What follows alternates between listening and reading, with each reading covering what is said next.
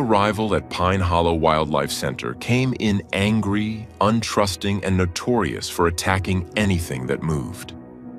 He was a young bobcat, rescued after being illegally kept as a pet and now dangerously aggressive, lashing out at anyone who dared come near.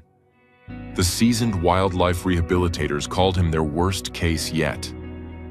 He'd already sent the center's veterinarian home with a bandaged hand. The experts was stumped. All their efforts were met with hissing, spitting rage. But one person saw something else. And she didn't bring training. She brought sandwiches. Everything changed the moment she approached his enclosure. What happened next would not only melt hearts, but redefine what it means to earn the trust of the wild. Before we start, hit the like button and make sure to subscribe if you haven't, and hit that notification bell so that you won't miss any new stories. The metal carrier shook violently as it was unloaded from the animal control van, accompanied by the most ungodly sound, somewhere between a chainsaw and a demon's sneeze. Inside was 20 pounds of pure, unadulterated fury wrapped in spotted fur. "Sweet mother of pearl," exclaimed Frank Morrison, the head wildlife rehabilitator at Pine Hollow Wildlife Center, jumping back as a paw shot through the carrier's air holes, claws gleaming like miniature scythes. What in tarnation did they bring us this time? Officer Rodriguez wiped sweat from his brow despite the cool October morning. Bobcat, young male, maybe 8 months old. Some knucklehead in Portland thought it would make a cool pet. Kept it in their apartment until it destroyed their couch, their curtains, and nearly took off their neighbor's finger. Frank groaned. These were always the worst cases. Wild animals raised by humans who had no business keeping them, then abandoned when reality hit harder than a 2x4 to the face. The animals ended up confused, aggressive, and unable to survive in the wild. "Did they at least give you a name?" Frank asked, pulling on his thick leather gloves. "They called him Fluffy," Rodriguez said with a straight face. Frank stared at him. "Fluffy? They named a bobcat. Fluffy. I know. I've already filled out the paperwork for a name change. Put down Moose." "Moose?" Frank raised an eyebrow. Rodriguez shrugged. "Look at the size of those paws. He's gonna be huge. Plus, when we tried to transfer him at the apartment, he charged like a bull moose. Seemed fitting." Another violent shake of the carrier punctuated the conversation, followed by what could only be described as the sound of pure, concentrated hatred. "Well, Moose it is," Frank muttered. "Let's get him into quarantine, and somebody better warn the new volunteers. We've got ourselves a spicy one." Pine Hollow Wildlife Center sat on 40 acres of Oregon wilderness, a patchwork of enclosures, medical facilities, and rehabilitation areas that had been Frank Morrison's life work for the past 30 years. He'd seen everything from orphaned raccoons to injured golden eagles, but illegally kept wild cats always broke his heart the most. As Frank and his team carefully transferred Moose into the quarantine enclosure, a process that involved a lot of creative maneuvering and even more creative cursing, word spread quickly among the staff. "Did you see the new bobcat?" whispered Sarah, a veteran volunteer, to the group gathered in the break room. "Frank says he's meaner than a hornet's nest in July." "Meaner than Duchess?" asked Tom, referring to the facility's notoriously grumpy great-horned owl. "Makes Duchess look like a Sunday school teacher," Sarah confirmed. Apparently, he tried to take Dr. Peterson's thumb off through the carrier door during the health check. Dr. Margaret Peterson, the center's veterinarian, walked in just in time to hear this, holding up her bandaged hand. "Tried nothing. He succeeded in getting a good chunk. That cat's got trust issues bigger than my student loans." The break room erupted in nervous laughter. Everyone knew that animals with severe behavioral problems were the hardest to rehabilitate. Sometimes, despite their best efforts, these animals never recovered enough to be released or even to live peacefully in captivity. "Where's that new volunteer?" Frank asked, poking his head into the break room. "The one who started last week?" "Ellie?" Sarah looked around. "I think she's cleaning the songbird aviaries." "Good. Keep her away from the quarantine area. Last thing we need is someone getting hurt because they didn't know what they were dealing with." Ellie Thompson had been volunteering at Pine Hollow for exactly 9 days, and she was living her dream. At 62, after retiring from her job as a high school biology teacher, she'd finally had time to pursue her passion for wildlife. She'd grown up on her grandfather's farm in rural Oregon, where she'd spent countless hours rescuing baby birds and nursing injured rabbits back to health. She was methodically cleaning the finch enclosure when she heard the commotion near quarantine. Unable to resist her curiosity, she wandered closer, pushing her wire-rimmed glasses up her nose. "What's all the fuss about?" she asked Tom, who was standing a safe distance from the quarantine enclosure, holding a pole with a food dish attached to the end. "New Bobcat," Tom said grimly. "Completely feral. Won't let anyone near him. I'm trying to slide his food in without losing any fingers." Ellie peered through the double fencing. In the far corner of the enclosure, pressed against the wall, was the most pitiful sight she'd ever seen. The Bobcat. Moose, she'd heard them call him, wasn't the fierce predator she'd expected. He was skinny despite his large frame, his coat dull and patchy. But it was his eyes that caught her attention. Behind all that fury was pure, undiluted fear. "Poor baby," she murmured. Tom snorted. "Baby? That baby has tried to attack everyone who's come within 10 feet of his enclosure. Frank had to use a catchpole just to change his water." But Ellie wasn't listening. She was watching Moose's body language, the way his ears flattened not in aggression but in terror, how his pupils were dilated with stress, the defensive crouch that spoke of an animal who'd learned that humans meant pain. "He's not mean," she said softly. "He's scared out of his mind." Tom finally managed to slide the food dish into the enclosure and quickly withdrew the pole. "Yeah, well, scared or not, he's dangerous. Frank says nobody goes in there except him and Dr. Peterson, and even then, only when absolutely necessary." Ellie nodded absently, but her mind was already working. In her teaching career, she dealt with plenty of problem students who just needed someone to see past their defenses. How different could a Bobcat be? Over the next 2 weeks, Moose lived up to his reputation as the facility's most challenging resident. He refused to eat unless the enclosure was completely empty of humans. He destroyed every enrichment toy they tried to give him. He sprayed urine on anyone who came too close to the fence. Dr. Peterson's attempts to sedate him for a proper medical exam resulted in a comedy of errors that left the entire medical team exhausted and Moose still unexamined.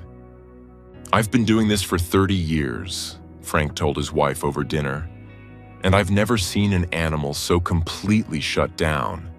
It's like he's decided that if he's angry enough, we'll all just disappear." But Ellie had been watching. Every day, she found excuses to walk past the quarantine enclosure. She noticed things others missed. How Moose's aggressive displays were always preceded by a small whimper. How he watched the other volunteers with something that looked almost like longing when they interacted with the other animals. How he carefully avoided stepping on the one toy he hadn't destroyed. A small stuffed mouse that he'd hidden under his sleeping platform. One afternoon, while everyone was at the weekly staff meeting, Ellie made a decision that would have gotten her immediately banned from the facility if anyone had known. She grabbed a bucket of cleaning supplies, her legitimate reason for being in the area, and quietly approached Moose's enclosure. "Hey, handsome," she said softly, settling herself on the ground about 5 feet from the fence. "Rough day?" Moose's head shot up from where he'd been dozing, immediately launching into his standard threat display, hissing, spitting, and showing every one of his impressive teeth. Ellie didn't move. She simply sat there, humming softly under her breath, an old lullaby her grandmother used to sing. She pulled out a sandwich from her pocket and began eating it, completely ignoring the furious Bobcat. Moose seemed confused by this lack of reaction. His hissing faltered, then stopped. He tilted his head, studying this strange human who wasn't running away or trying to approach him. "I had a cat once," Ellie said conversationally, as if having tea with a friend. "Mr. Whiskers. Dumbest name ever, I know. He was a stray who showed up at my door one winter, meaner than a snake and twice as likely to bite. Took me 6 months of sitting on my porch, ignoring him while I ate my lunch, before he finally decided I might be okay." She took another bite of her sandwich. Moose had stopped displaying entirely now, sitting in what could only be described as a bewildered pose. "The secret," Ellie continued, "was letting him come to me. Cats, big or small, don't like being forced into anything. They're like teenagers that way.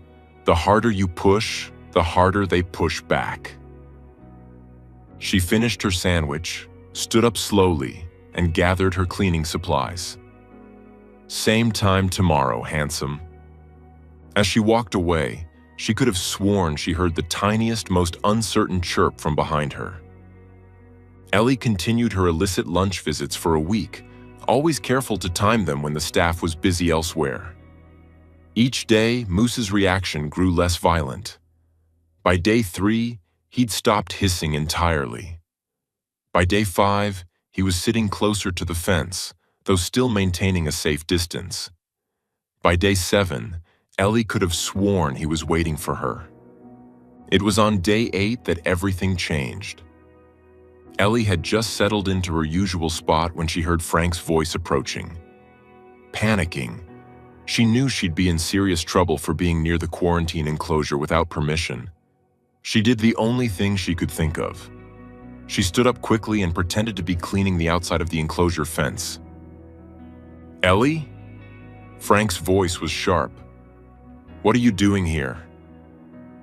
"Just cleaning," she said, trying to sound casual. Noticed the viewing area was getting a bit grimy. "This is a restricted area," Frank began, then stopped. His eyes widened. "Ellie, don't move." That's when she realized her mistake. In her haste to stand up and grab the cleaning supplies, she'd gotten too close to the fence. Her back was mere inches from the chain link, well within reach of Moose's claws if he decided to attack. She could hear Moose moving behind her, could practically feel Frank holding his breath. This was it. She was about to become another cautionary tale about why you always follow protocol at a wildlife center. Then she felt it. A gentle bump against her back, right where it pressed against the fence. Then another, more insistent. "What the—" Frank's voice was barely a whisper.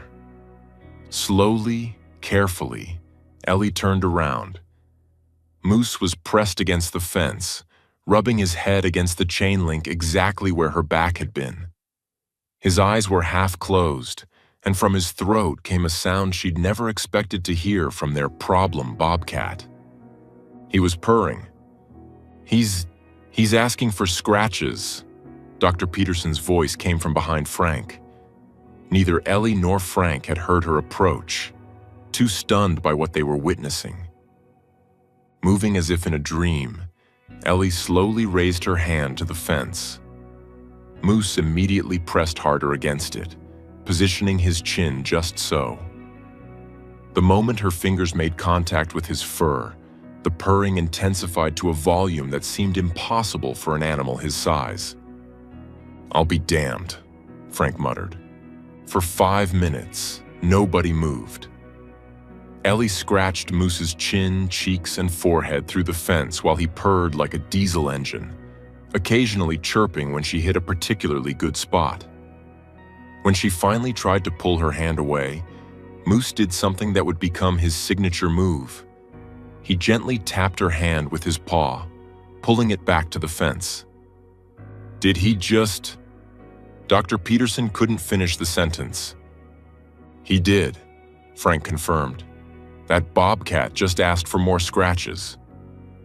News of the Moose Miracle, as the volunteers dubbed it, spread through Pine Hollow like wildfire. Frank immediately called an emergency staff meeting, where Ellie had to explain her unauthorized visits. "You could have been seriously hurt," Frank said sternly. "Protocol exists for a reason." "I know," Ellie said, properly chastened. "But Frank, he was so scared. I could see it. He didn't need more people being afraid of him. He needed someone to show him that not all humans are threats." Dr. Peterson leaned forward. "While I can't condone the breach of protocol, I have to admit the results are remarkable. In 20 years of working with wildlife, I've never seen such a dramatic behavioral shift." "So, what do we do now?" Sarah asked. Frank was quiet for a long moment. "We proceed carefully. Very carefully. Ellie, you're now officially assigned to Moose's care team, but you follow every safety protocol to the letter. We'll start with supervised fence interactions and see how he responds." What followed was the most remarkable transformation anyone at Pine Hollow had ever witnessed. Within days, Moose went from the facility's most dangerous resident to its most affectionate. But only with Ellie. The first time she entered his enclosure, with Frank and Dr. Peterson standing by with nets and catch poles, Moose nearly knocked her over in his enthusiasm. He headbutted her legs, purring so loudly it echoed off the walls, and when she sat down, he immediately climbed into her lap. "This is a wild bobcat," Dr. Peterson said faintly. "They don't do this. They just don't." But Moose did. He followed Ellie around his enclosure like a lovesick puppy. He chirped conversations at her that she pretended to understand. He brought her gifts, usually his toys, or particularly interesting sticks. And the chin scratches. Oh, the chin scratches. "He's turned into a chin scratch addict," Tom laughed, watching Moose perform his now famous paw tap when Ellie dared to stop scratching. "Look at him. He's trained her." It was true. Moose had developed an entire system of communication centered around his need for affection. A single chirp meant hello. 2 chirps meant scratch my chin. A long, drawn-out chirp meant you've been paying attention to other animals and I'm jealous. The paw tap meant, why did you stop? I didn't say you could stop. But with this breakthrough came a heartbreaking realization. Moose's attachment to Ellie, and gradually to other humans, meant he could never be released to the wild. A bobcat who approached humans for chin scratches wouldn't last long in nature. "He's completely imprinted," Dr. Peterson explained during a team meeting. His illegal owners disrupted his natural development. In his mind, humans are his family, not his predators.